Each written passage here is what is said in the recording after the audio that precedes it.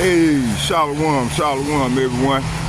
My name is Zachariah Yahouder, and I'm coming back with another lesson, prophesying the downfall of Babylon, aka America, home where all the gross abomination occur. They're doing another walk and talk lesson, and heading to my little campsite. I'm gonna get it in. I'm gonna go over here and get it in over by Whole Foods today. I could just sit right there by my, but hey, we'll save them for a later date. Okay. Yeah, you know, hey, we living in some exciting times, you know, where the Lord is visiting the earth that He made. Listen, man, we got another tragedy.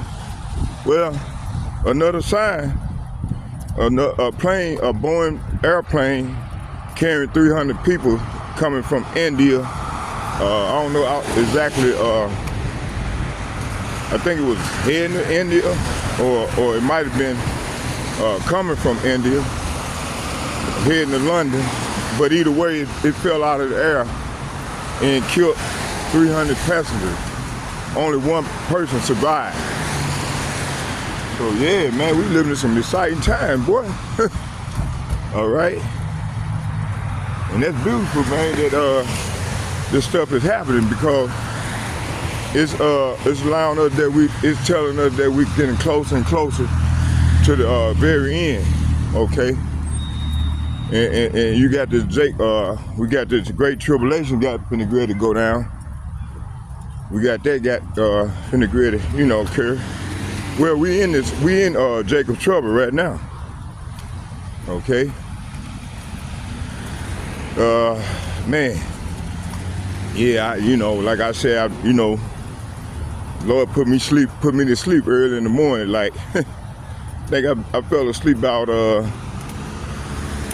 3, 4 in the morning. You know, that's what time I normally fall asleep, where the Lord send the angel to put me to sleep, make me go to sleep. So we got to go out and do the work, you know, go out and prophesy. So somewhere down the line, I had to get some rest. If I don't get that rest, then I get goofy.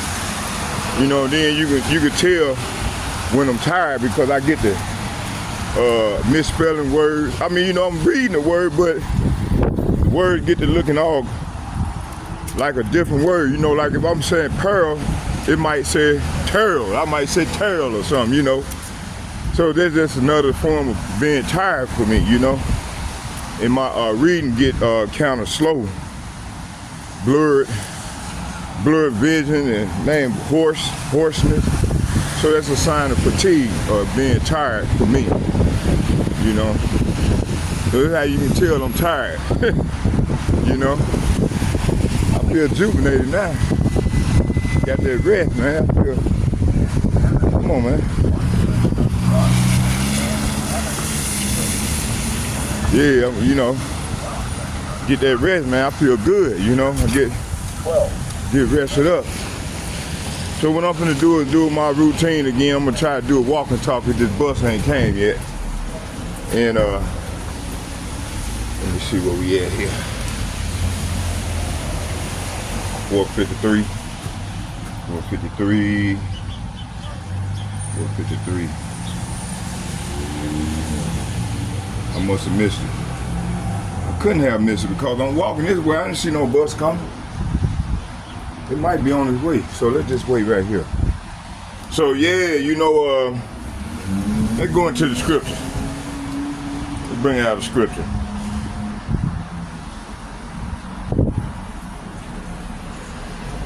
We're gonna go into Habakuk, the 2nd chapter. Matter of fact, I'm finna read the whole. We're gonna start in 1. Habakuk chapter 1. We're going to start at Habakuk chapter 1.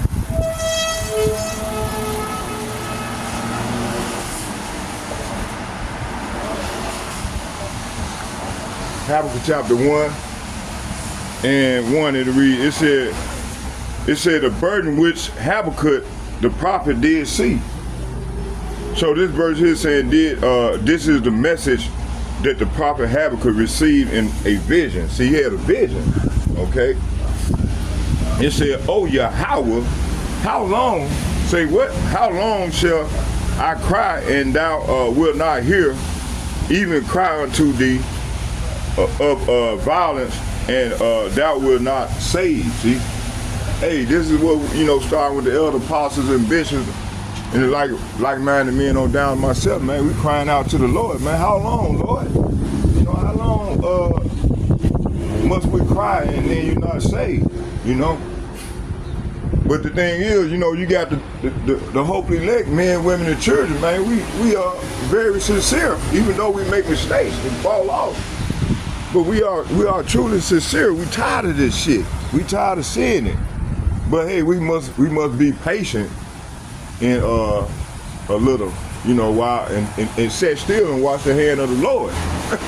That's what He commanded us, So with the elder apostles and bishops, like-minded men on down myself doing, we sitting still, and watching, being the watchman for the Lord, for our nation. Let me go and jump on this one. Let me get on this one.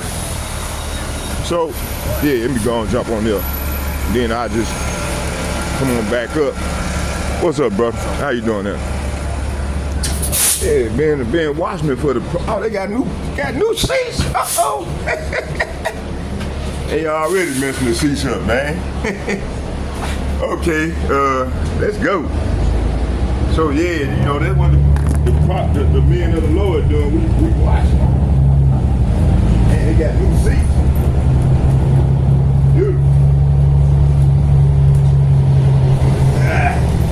Hold on, y'all, bear with me here. Man, did I get? Oh yeah, I got it. Okay, bear with me, y'all.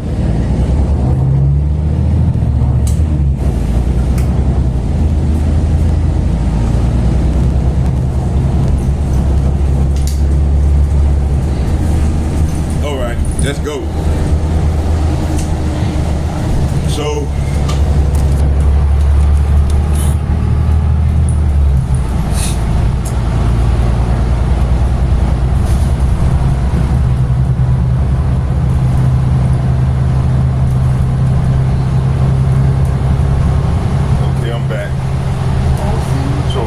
Chapter 2,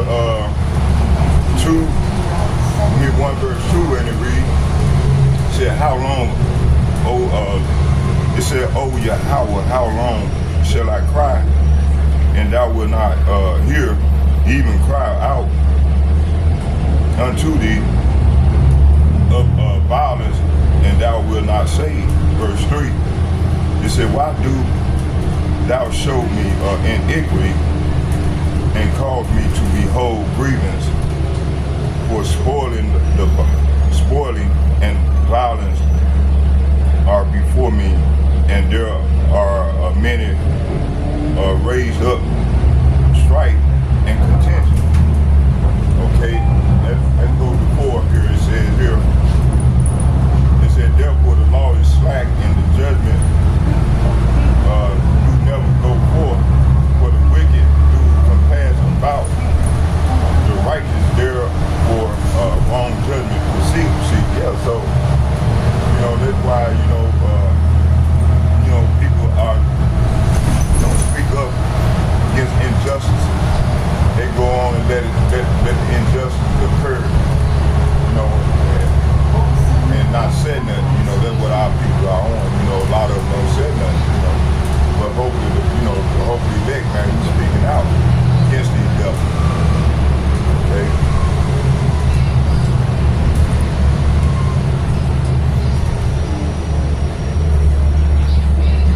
Y'all bear with me here. I'm going to this here. I want to do something here.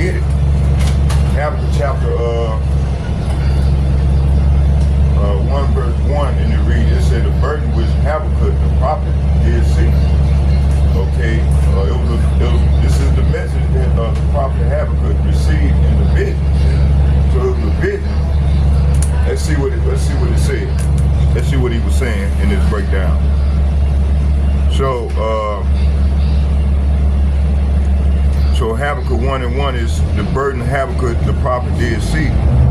Okay, it said the burden in the Hebrew is Masa. This is the vision of great judgment and destruction. Prophet called their vision burdens because they saw a heavy judgment that would come upon a people. In this case, Esau Empire, modern Babylon, which is America, Europe, EU, and NATO. Hey, did you drop something? What that thing? Oh, it sounded like you might have dropped something on it. Damn, it so did. It sounded like something, didn't it? Let me see here. Let me take this out. It might have fell. Let me see. In Gaza, Israeli forces have What you reading there? The Moral 120 Monster. Palestinians over the You know who the Moral Monster is. That's that damn many elite. sites, bringing the Wicked ass official devil. death toll to over 55,000, though that figure is believed to be a vast undercount. Gaza's government media offices accused the Israeli military of, quote, perpetuating a policy of starvation and deliberately targeting and killing starving people seeking food.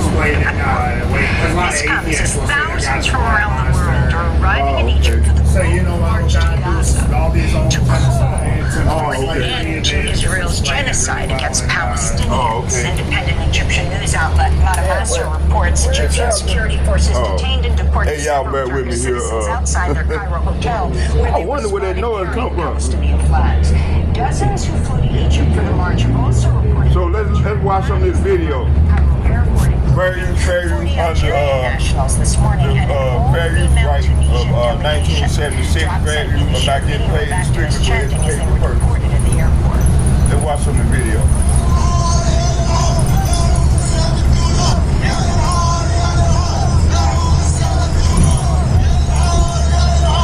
The activists were chanting, "Shame, shame." They sold Gaza for $1, implying the Egyptian government sold out Gaza. Egypt's foreign ministry released a statement Wednesday nominally, quote, welcoming foreign delegations of the global march to Gaza, which plans to bring so that's one incident. Let's find something else. So we got a lot going on. Sinai Desert to Rafah. Democracy Now! Let's get and these leaders, man, they do. Hey, here was Conor McGregor.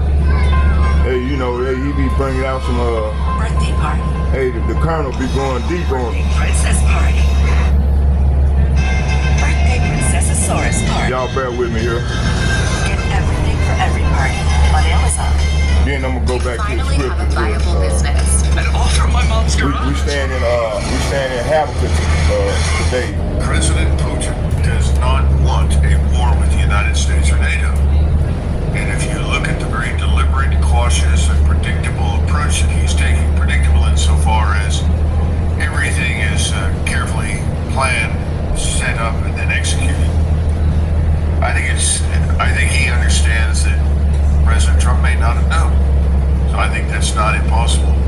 I'm sure he's also disappointed because Y'all bear with me here. Let me something let me that do this President here. Trump Let me obviously get my, did not, that this has implications for the agreements reached under the strategic arms limitation talks.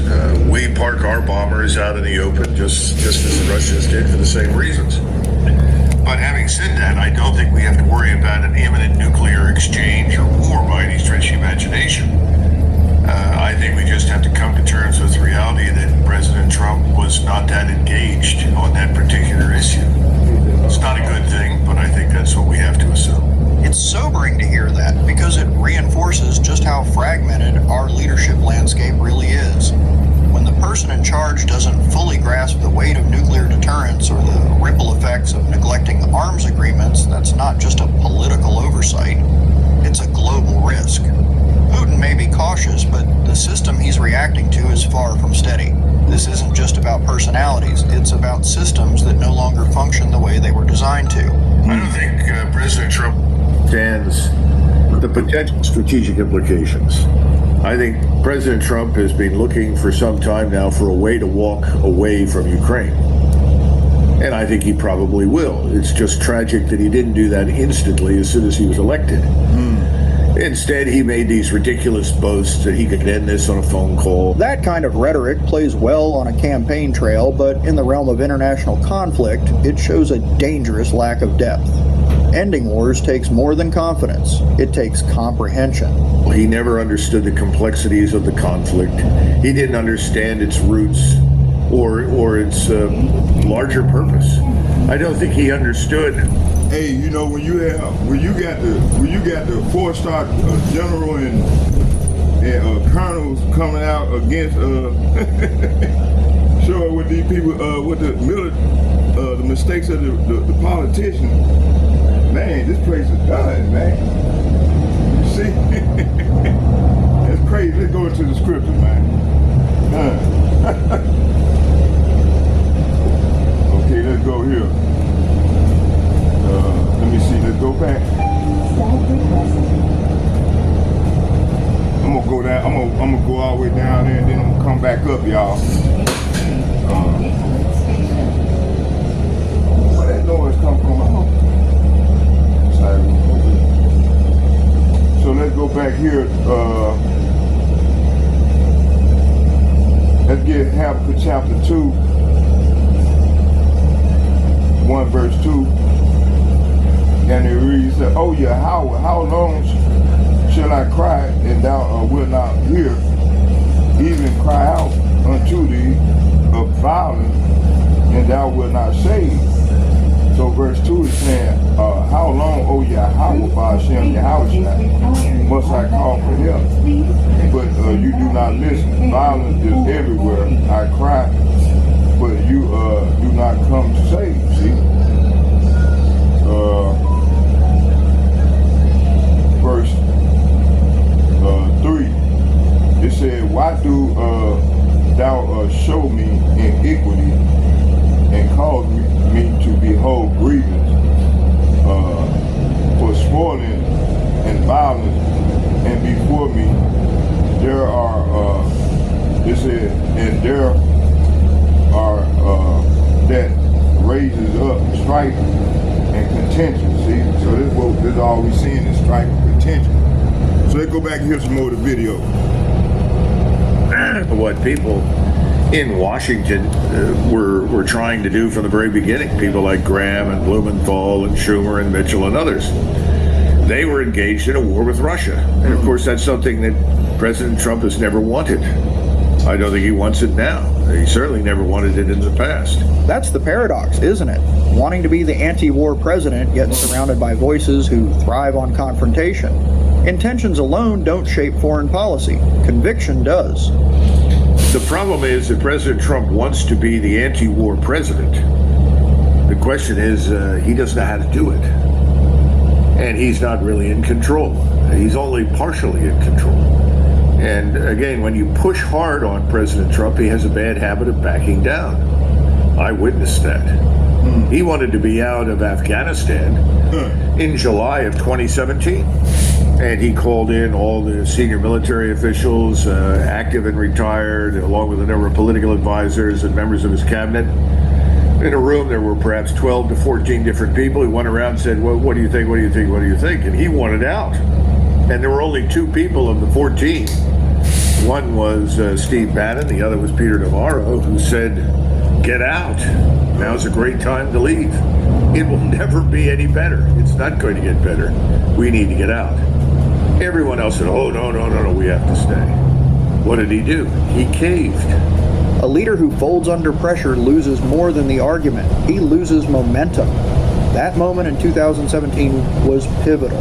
Had he followed through, the trajectory might have been very different. I think it's important for everyone to realize, especially in Moscow, that strikes will not win the Ukraine war for Russia.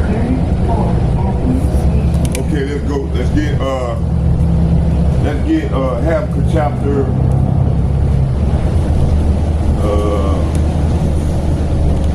it says here,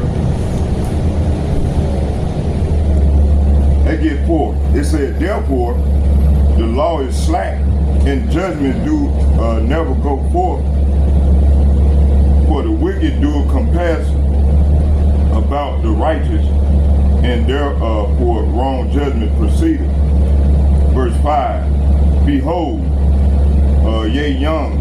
It said, yea among the veterans. Let me read it again. Cover got stuck. It said, behold, yea among the heathen, regard the wonder marvelously, for I will work a work in your days which ye will not believe, though it be told you.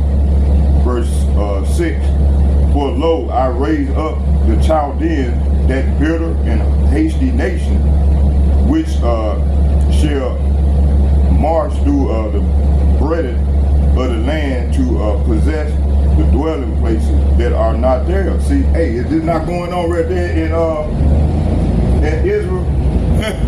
You know, and look, you know, this is what's going on throughout the earth. Let's hear some more of this video. I've looked at the target list. All the targets they picked to attack were legitimate. They all did severe damage, and they will have military impact on the ability of the Ukrainians to do very much. But it's not going to end the war. Now, in terms of the battlefield, the war is over. The Russians have won.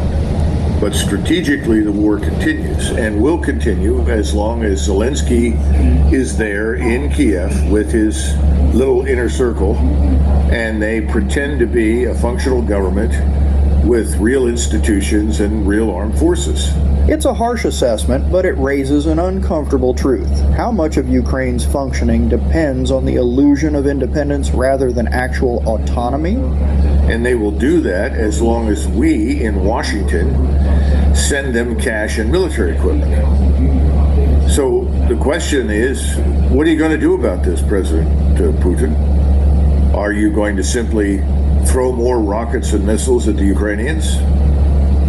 That's not really going to change very much. You want an end to the war. I want an end to the war. President Trump always had a way to end the war. That is, cut off the military aid immediately. Withdraw all U.S. personnel, civilians, military, intelligence, doesn't matter. That level of disengagement would be drastic, but perhaps that's what it takes to force an honest reckoning.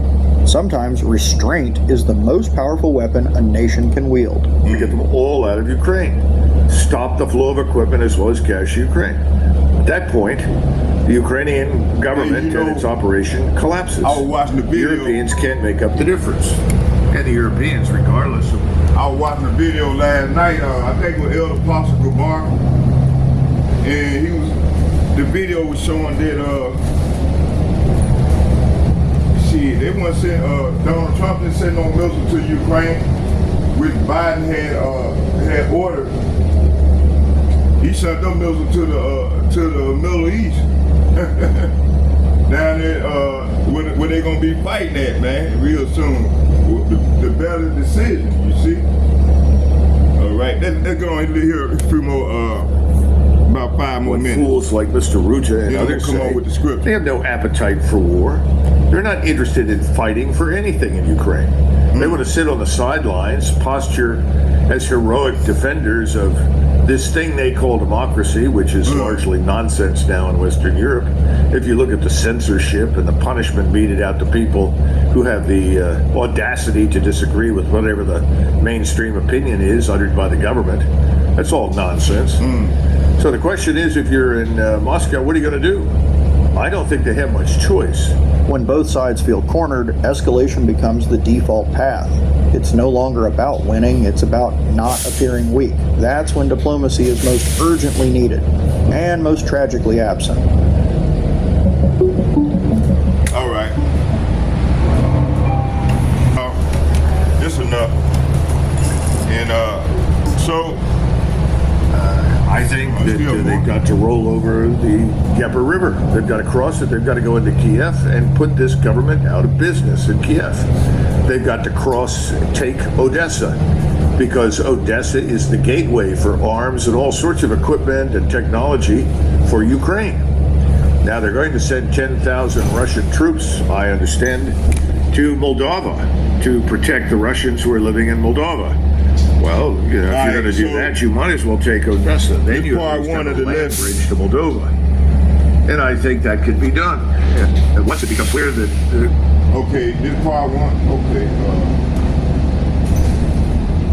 Y'all bear with me here.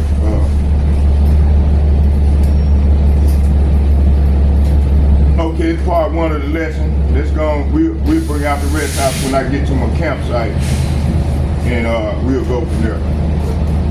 All right.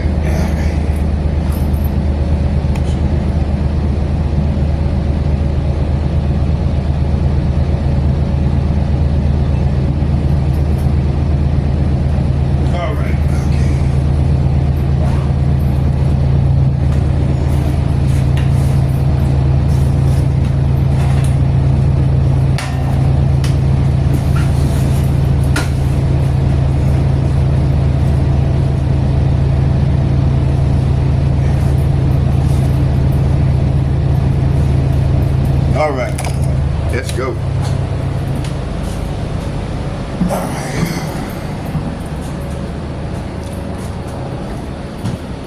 I think I got everything. Yeah, I got everything. No, I was just saying I got everything. You take care, brother. Hey, it's you. I know who you is. Yeah, you know Zachariah Judah, the prophet. I know them drivers been talking about me over there. Hey, you know what? Hey, I just try to, you know what I'm saying, do what the Lord commanded us. And then sometimes, you know, it's good to have a prophet on the bus to let the Lord, because see, when I'm bringing out the scripture, because somebody two or more is in the midst, the Lord is in the midst. So therefore, I know you know, especially riding this bus line, you got a lot of demons get on this fucker. That's all we have. So that's why, hey, I know y'all be hitting some line drive, be like, damn, yes, yeah, we got the man of the Lord coming on. And then once the Lord come, then hey, you know the wicked, they flee when no one pursues. See? That is correct. All right, you take care, my brother. And Shalom. my friend. All right, hey, you know what? Go to Zachariah Judah, Zachariah, Zachariah Judah, Judah. I'm on YouTube. You can see all my videos. Okay. All right, brother. All right, brother. Yeah, so hey, so let's go into this thing, and then when I get set up down the street here, what I do is, I will what I'm gonna do is, I'm gonna set the camera up and we're gonna go and get it in, and I'll go full with the lesson. So let's keep going with Habakuk chapter 1. I don't know, the spirit that jumped on me told me to go into Habakuk 1. Habakuk chapter 1 and break down 1 through 17. So, and to the best of your ability. So that's what I'm doing. All right. And how it relates to these times. Okay. Let's go into it. I just showed y'all the video, so this is what's going to continue to happen here as we enter further off into the great tribulation, which is Jacob's trouble. Okay? Y'all bear with me here. Let me go in here. Be excused for a second here.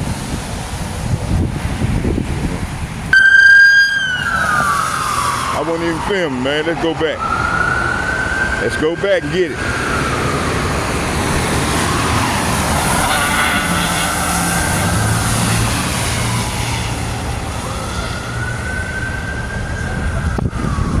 Let's read it again. I wasn't even filming. I thought I was still filming, but I wasn't even filming. Okay, let's read. Let's just walk. So, Habakuk 1:1 reads, it said, the burden which Habakuk the prophet did see. Okay, it said burden. In the Hebrew, burden means, is pronounced masa. Okay, this is a vision of great judgment and destruction. Okay, prophet called their visions burdens because they saw the heavy judgment that could come upon a people. In this case, Esau Edom Empire, modern day Babylon, America, and Europe, see? Okay, it said Habakuk, and one might say, man, how can it be two places? Because shit, they done took over all the goddamn land. They ruled the whole fucking earth. through conquer and colonization. Okay. It says here, Habakuk saw the end time wickedness, the rise of, it said the rise of corrupt. Let me read it again. It said Habakuk saw the end time wickedness, the rise of Edomites, Esau, Edom's power, the corruption of the earth, and the oppression of the Israelites. This burden is also our burden today, seeing evil leaders ruling the world. See, evil, wicked elites ruling the earth. See, Habakuk chapter 2, 1 verse 2, and it reads. Matter of fact, let's get a precept to what I just said. Let's go to second Esdras, the 15th chapter.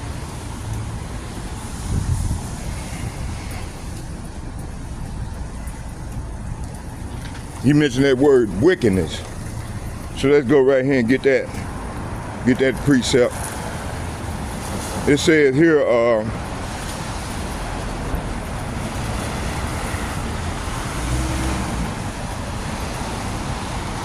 let's start at 8. It says, 2nd Esdras chapter 15, verse 8. Matter of fact, let's start at 5. It reads, it said, behold, saith the Lord, saith Yahweh Ba'ashem Yahweh Shai, I will bring plagues upon the world, the sword, famine, death, and destruction. So this is what Habakuk saw in that vision, right? Why, Lord? For wickedness, there go that word wickedness again. It said, for wickedness have exceedingly polluted the whole earth, and their hurtful works are fulfilled. See? So the hurtful works have been fulfilled. They have reached unto the heavens and have touched Yahweh of armies, Yahweh of Sabaoth. Okay, that's pursuing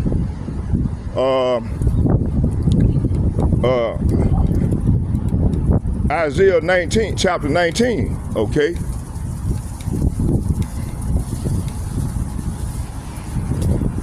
It's one of the verses in Isaiah, okay? Let's keep going. It says here,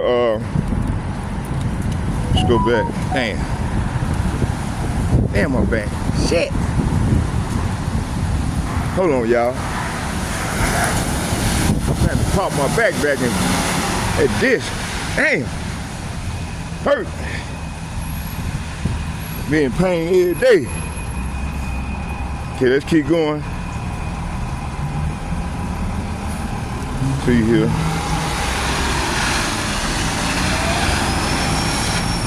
So, Habakuk chapter 2, 1 verse 2, and it reads, it said, O Yahweh, Ba'ashem Yahweh, how long shall I cry, and thou wilt not hear, even cry unto thee of violence, and thou wilt not save, see? So, starting with the elder apostles and bishops and like-minded men on down to myself, this is what we doing, man. We crying out to the Lord. Asking how long, Lord, will you not save? You know? You go around. Okay? Let's go here to, so Habakuk chapter 1 verse 2, it's saying the prophet complains, why is the Most High allowing violence to flourish, see? Hey, you got a lot of people, man, complain.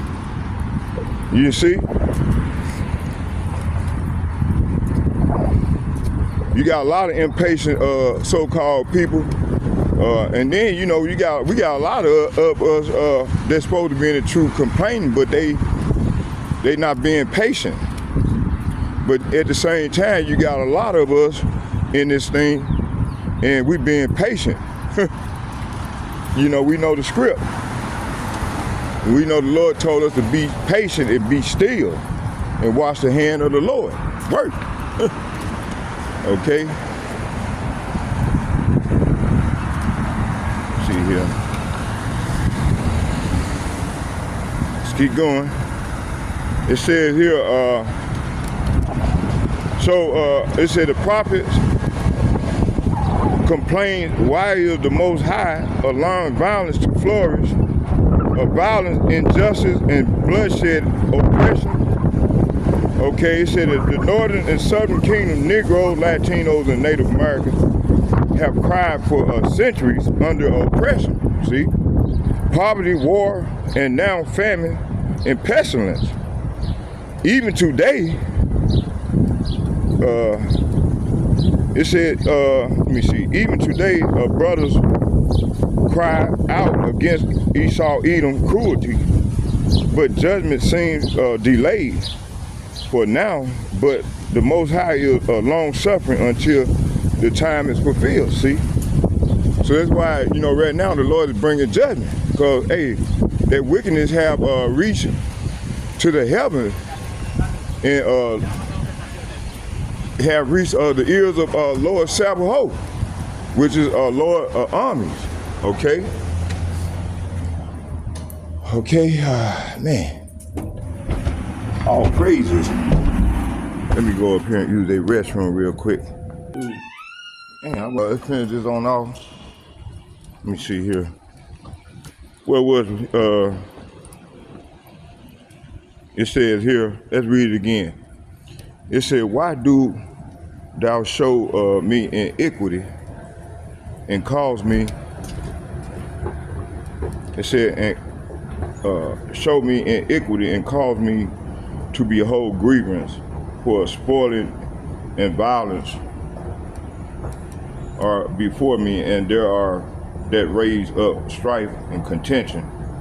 So right here is saying wickedness rule openly, see? Spoiling, robbery of nation resources, see? So this is all this man have done, man, and continue to do. Now they want to go into Africa and try to get that gold. And you know, that was discovered, the resources of gold that was discovered about 7 years ago in Sudan, where they was cutting all them Israelites arms and shit off. What's his name? Leo, that capped that king, you know, from what was it? You from damn, I can't think of the name. Where he,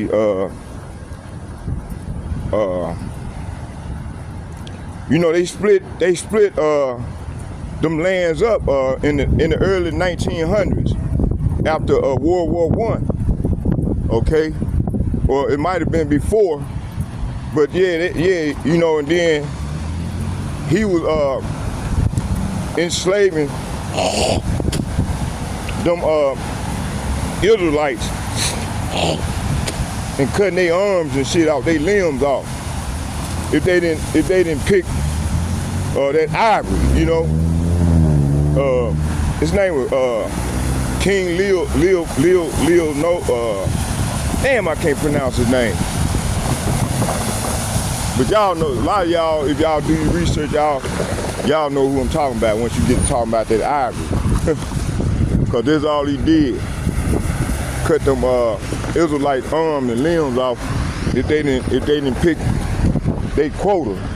If they didn't reach their quota, picking that ivory, then they would lose their arms, their limbs, you know. They would lose their limbs. Go around me, shit. They would lose their limbs, you know. How you doing there? Yeah, they would lose their limbs. So yeah, this man got a lot to pay for. Okay, let's keep going.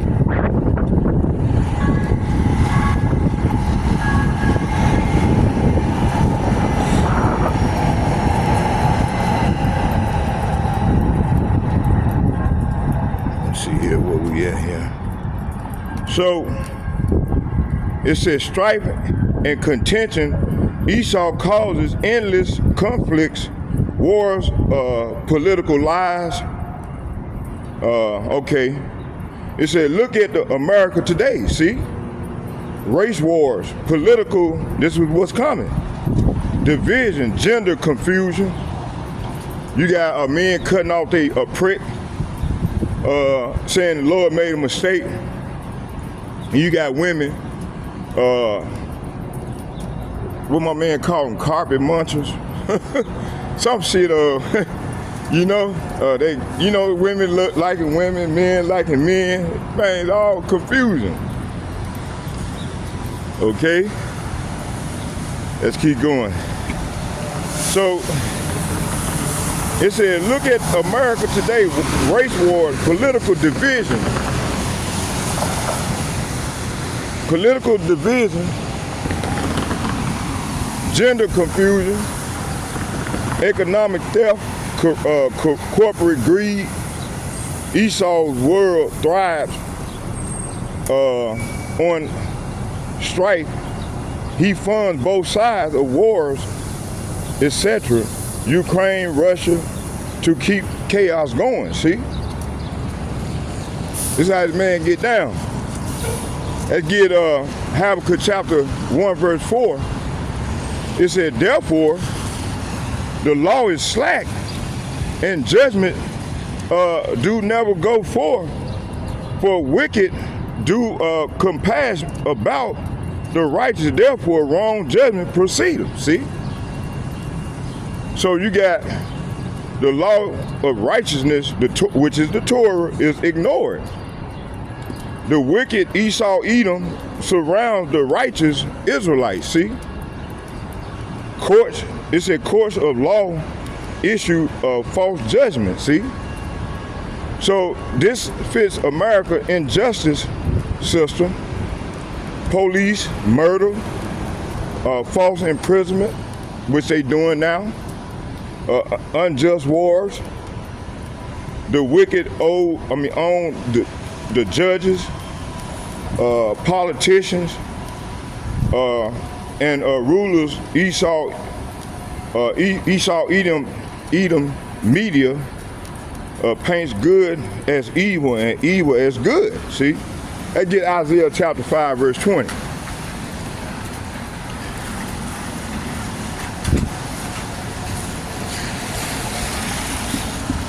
Isaiah 5, verse 20, let's get that.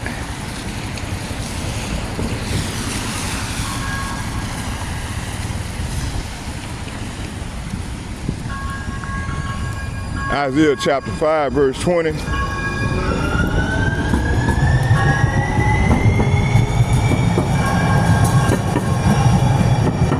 Isaiah chapter 5, verse 20. And it reads, come on now. Look at this shit. Hold on, y'all. See, we bring out these precepts, man, these goddamn devils, they get heated and start freezing up the damn, the page and the site. Okay?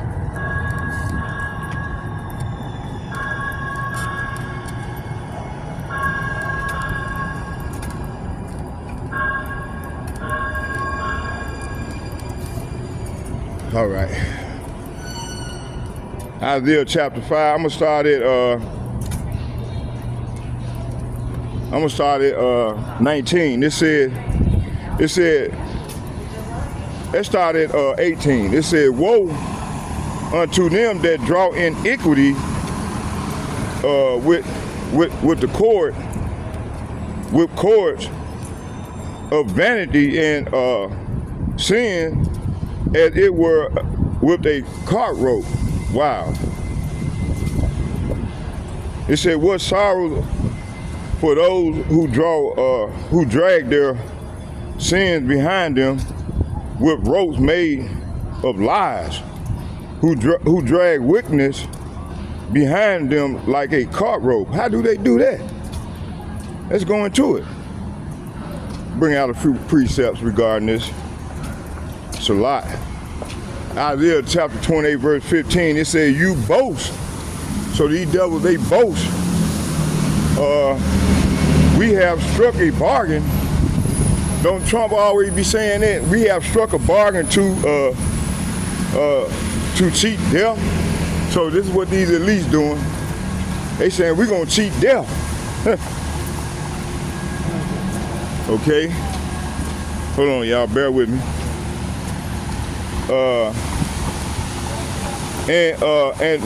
And have made a deal to dodge the grave. See?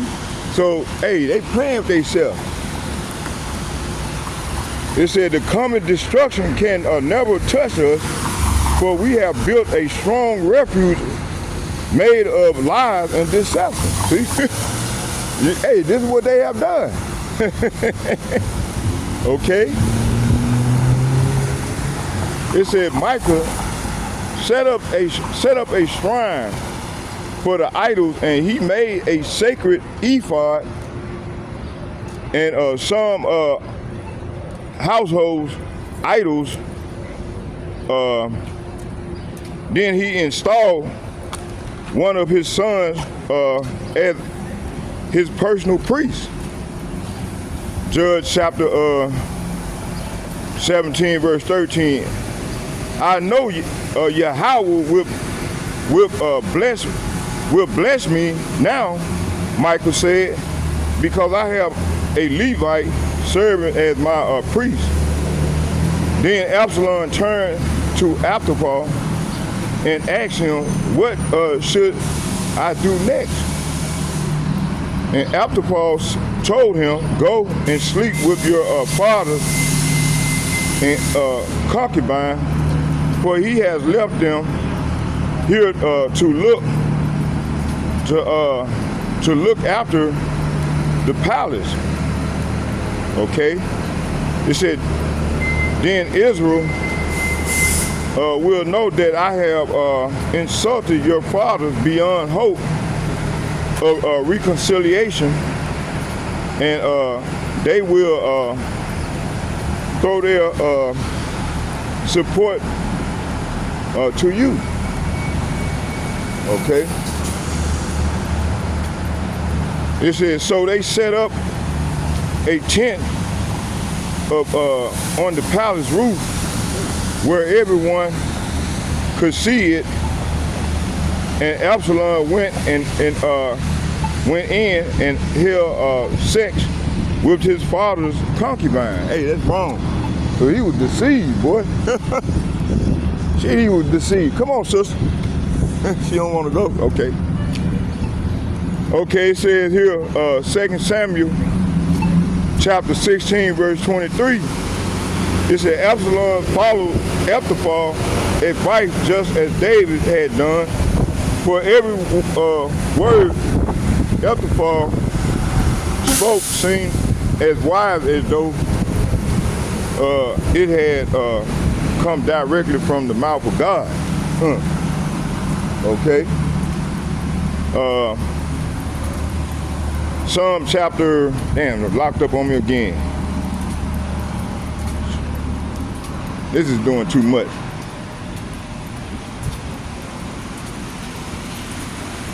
Keep on freezing up on me, y'all.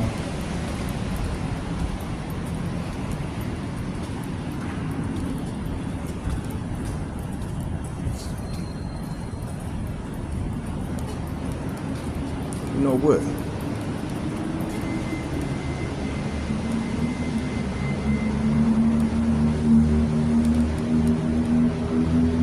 Should I get a call? Okay.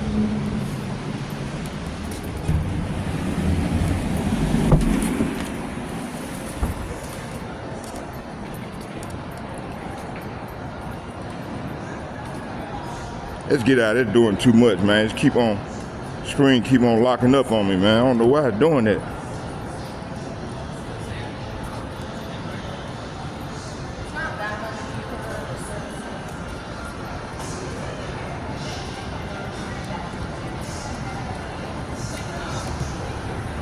Look at it.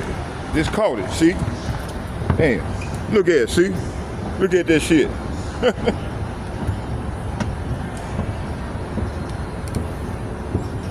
Okay, that just finished on off. I'm going back to where I was at.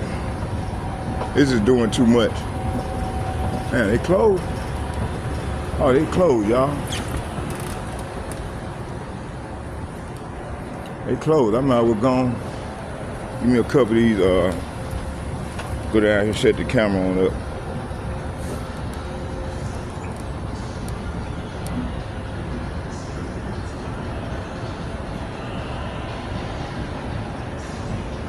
Okay, so let's go back. We stopped at 4. So Habakuk chapter 1, verse 4, and it reads, it said, therefore the law is slack, and judgment do never go forth, for the wicked do compass about the righteous. Therefore, wrong judgment proceeded. So the law of righteousness, the Torah, is ignored. The wicked Esau, Edom, surround the righteous Israelites, courts of law and false judgment. So it said, this fit America's injustice system, police murder, false imprisonment, politicians and rulers. Esau Edom media paints good as evil and evil as good. I just read that. Matter of fact, let me get that. I didn't get it.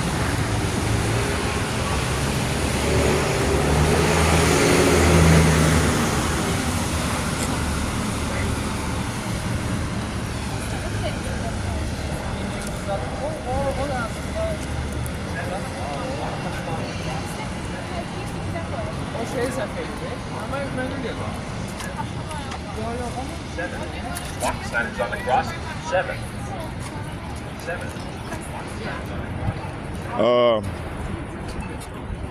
Isaiah chapter 5, verse 20. Come on, man. Shit.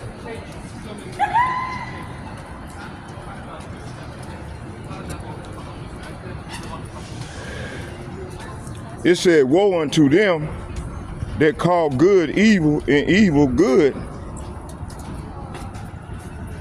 that put darkness for light and light for darkness, that put bitter for sweet and sweet for bitter. See? So we close in 10 minutes. What'd you say?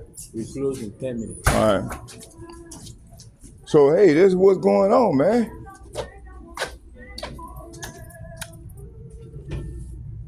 I want to get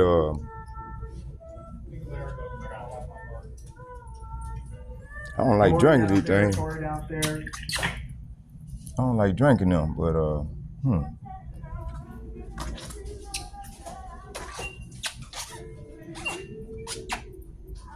And I hate drinking these things, but hey, oh well, let's get one.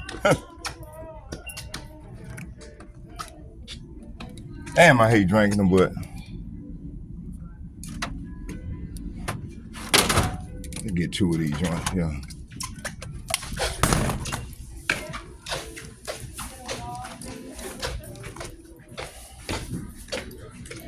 Should give me some of these butter cookies.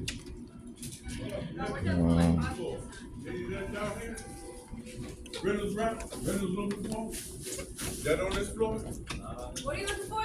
Reynolds, heavy duty. Tinfoil?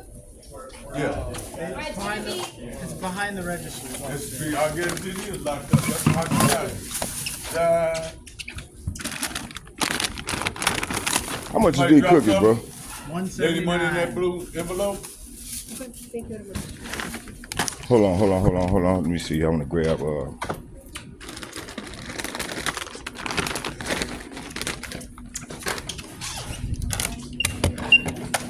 You want a bag? Yeah, please. $9. Receipt.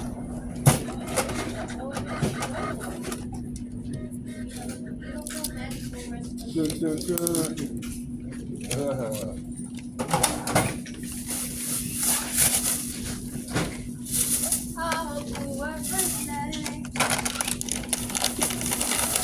want 2 bags? Yeah, please. $5. Hey, I'm gonna put them all in here, but